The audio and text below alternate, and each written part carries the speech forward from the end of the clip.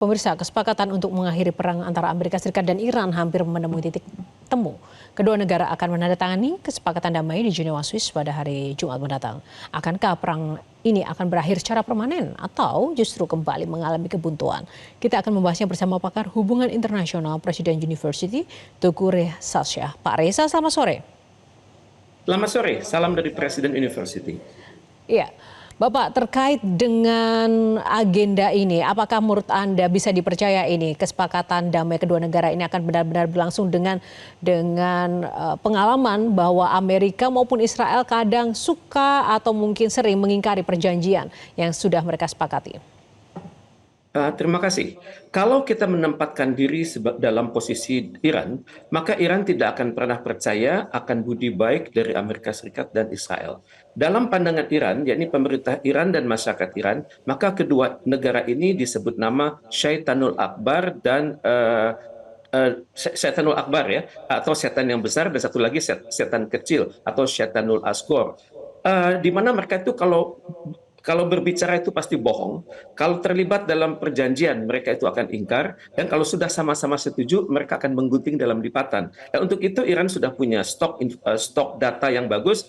Misalnya perjanjian Joint Comprehensive Plan of Action yang ditandatangani pada masa Presiden Obama, tapi dikandaskan oleh Presiden Donald Trump. Kemudian juga dalam perang 12 hari hal yang sama terjadi, dan pada tanggal 28 Februari silam pada saat kedua negara sedang baik-baik saja, Amerika Serikat dan Israel melakukan pemboman atas Iran, dan inilah yang membuat Iran berpikir, dalam pandangan saya, perjanjian ini akan sangat sulit dipertahankan. Tapi Iran mengatakan kami siap berunding, tapi pada saat yang sama peluru kendali kami sudah terfokus ke titik-titik yang pasti. Tapi pada saat yang sama, kalau kita menempatkan diri sebagai Israel, maka keputusan yang dibuat oleh Amerika Serikat tersebut adalah sebuah pukulan berat ya, karena biasanya mereka itu berduet, dan kalau Israel tidak dilibatkan, ini akan mengundang kemarahan dari pengikut-pengikut dari Benyamin Netanyahu. Pertama kemarahan itu akan ditujukan pada Iran. Sebagaimana dikatakan oleh Wakil Menteri Luar Negeri Iran untuk urusan hukum dan internasional, yakni Kazem Garibabadi, itu mengatakan bahwa teks itu telah rampung dan akan ditandatangani secara resmi pada hari Jumat di Swiss. Kemudian ini ada dua item yang dikatakan oleh Wamenlu Iran tersebut adalah penyetopan permanen dan segera di semua front termasuk Lebanon. Kita ketahui bersama wilayah Israel di Lebanon sudah semakin luas, kemudian juga kedatangan para pemukim ilegal sudah semakin banyak di Lebanon. Kedua, pencabutan dan penghentian blokade laut yang dilakukan oleh Amerika Serikat terhadap Republik Islam Iran. Hal ini juga tidak sesuai dengan kepentingan jangka panjang Israel karena memperkuat posisi dari Iran. Kemudian kemarahan Israel juga atas Amerika Serikat karena Amerika Serikat mengumumkan kesepakatan tersebut sama sekali tidak menyebut peran serta Israel, malah memuji nama Pakistan dan Qatar. Jadi ini yang membuat saya pikir Israel itu mengatakan kami dari awal bukan merupakan bagian dari perjanjian tersebut. Bahkan dalam banyak forum, Benyamin Netanyahu mengatakan Israel is not a party to the agreement. Jadi dengan demikian dapat diduga Israel akan berbuat sesuatu guna menggagalkan perjanjian tersebut karena sudah tradisinya begitu. Hal ini bisa dibuktikan dengan bagaimana Israel berperilaku di Gaza dan juga di Lebanon Selatan. Ya. Ya, apakah jangan-jangan itu juga sejumlah pihak mengatakan bahwa itu sebagai sebuah ruang atau celah Israel tetap akan melakukan serangan-serangan dengan didukung Amerika di balik layar sebagai bagian dari kamuflase begitu, mengingat Amerika sendiri secara faktanya kehabisan amunisi tapi tetap ingin melancarkan perang tapi melalui Israel sehingga Israel tidak dikondisikan untuk tidak terlibat dalam perjanjian ini. Bagaimana? Apakah ini analisis Anda cukup beralasan? dapat dikatakan demikian ya, karena dalam suatu perundingan itu terjadi pembagian tugas ya antara Amerika Serikat dan Israel bersama-sama melawan Iran. Jadi skenario satu Amerika Serikat melawan Iran lewat suatu perundingan, skenario kedua adalah Israel melawan Iran melewat gangguan atas posisi-posisi Iran di Timur Tengah, dan kondisi ketiga adalah koalisi Amerika Serikat dan Israel menghadapi Iran, dan kemungkinan besar ini akan merupakan ancaman kelak di kemudian hari yang biasanya dinamakan namanya adalah carpet bombing. Jadi Amerika Serikat dan Israel sudah menargetkan titik-titik tertentu di Iran untuk dibom secara sangat sistematis. Jadi Lalu, kita baru tahu jawabannya hari Jumat mendatang. Kalau kedua lalu negara sudah apa menurut menandatangani Anda perjanjian tersebut. faktor utama kenapa Iran kemudian masih mau untuk menerima kesepakatan damai ini jika memang Iran tahu Israel maupun juga Amerika ini pihak yang tidak bisa dipercaya lagi dan tadi disebut sebagai syaitan? Memang Syaitanul Akbar untuk Amerika Serikat dan Syaitanul Asghar untuk Israel ya. Iran disinilah misteri dari sebuah diplomasi ya.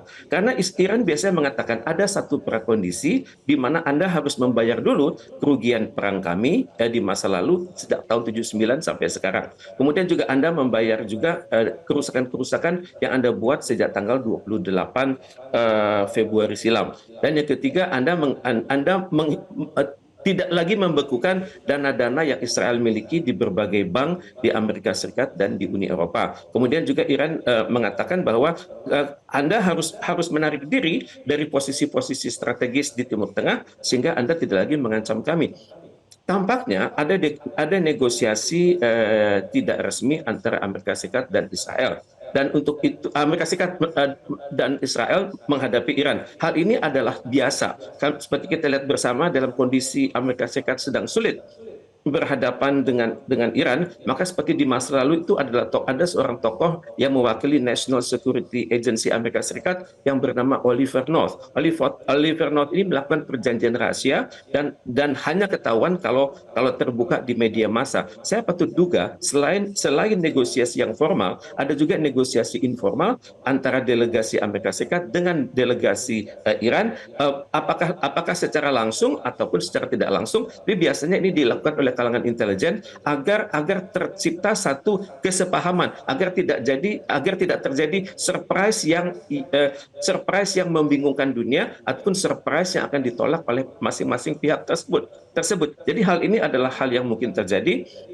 Kemudian juga kita perhatikan selama seminggu terakhir Amerika Serikat tidak lagi mengungkit-ungkit nama baik dari Ayatollah yang wafat pada tanggal 28 Februari silam, dan Amerika Serikat juga tidak lagi menggunakan kata-kata seperti musnahlah rezim di Iran, kemudian Iran akan kami kembalikan kepada zaman batu. Itu sudah tidak digunakan lagi oleh Amerika Serikat.